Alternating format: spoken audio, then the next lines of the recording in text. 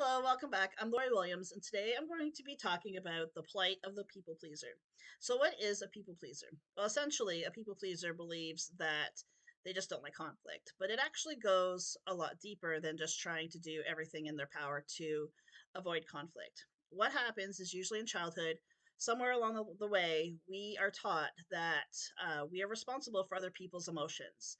This might be because you had an aggressive parent, or maybe an aggressive sibling, where if you said something or you did something, they would become angry and resentful towards you. These are just examples. There's many different real life examples of how a people pleaser is created. So it is a lot more than just avoiding conflict. That's usually like a side effect of being a people pleaser, but not the cause of being a people pleaser. So when I say the plight of the people pleaser, unfortunately, and this is coming up in so many of my clients, even in my friends and conversations with my friends, this is coming up so much where people are not realizing that they have a choice. If someone is talking down to you and belittling you, and or even has like raised tones with you that you just really don't appreciate, a huge part of self love and self care is to not tolerate this. This is not, when you're taking we're taking these actions from other people, this is not simply you avoiding conflict. This is you not realizing your own worth. And honestly, maybe not even realizing that you actually do have a choice. You can very calmly say to the person, "You do not get to talk to me like this."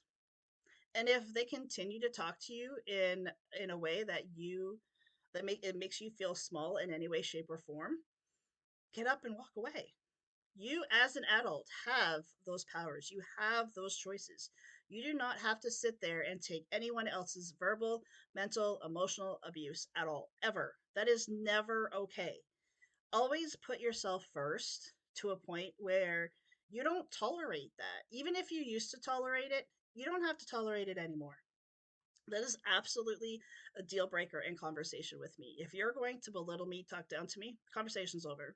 If you want to be an adult and talk to me as an adult, we can definitely pick up the conversation again when you're willing to do that. And until then, I'm not willing to partake in any conversation where I'm belittled or talked down to. I have had that far too many times in my life, and I don't tolerate it anymore because I made that choice. I decided that I do not have to tolerate that. No one has to tolerate, no one should ever tolerate belittling and finger pointing and blaming as part of a conversation. That's not part of a conversation. That is the other person being hurtful. If you are the person that's doing the belittling, you need to really check yourself. You really need to look at what you're bringing to relationships, the kind of energy that you're bringing to the relationship, and ask yourself, is this the person that I want to be? Because essentially, when all the relationships around you start falling apart, you only have yourself to blame for that.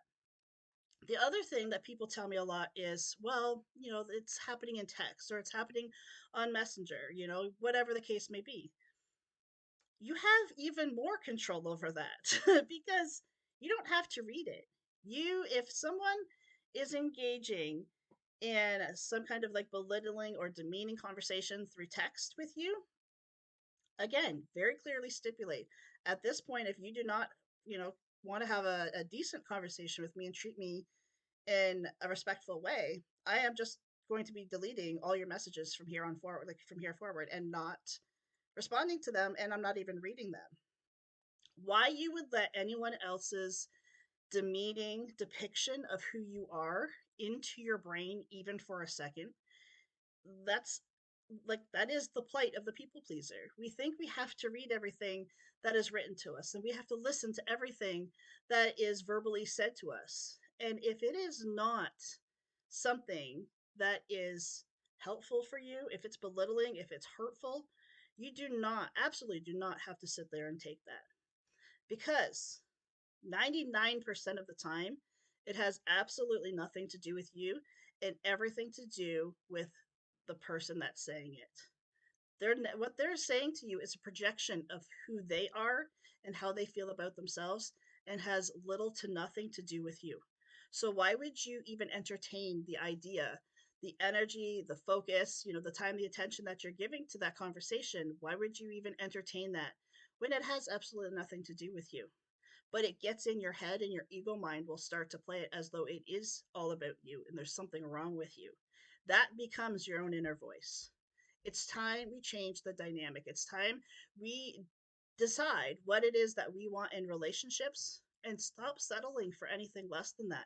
I don't care what this person's label is in your life. This could be father, it could be mother, it could be brother, it could be sister, it could be best friend of 50 years. It doesn't matter.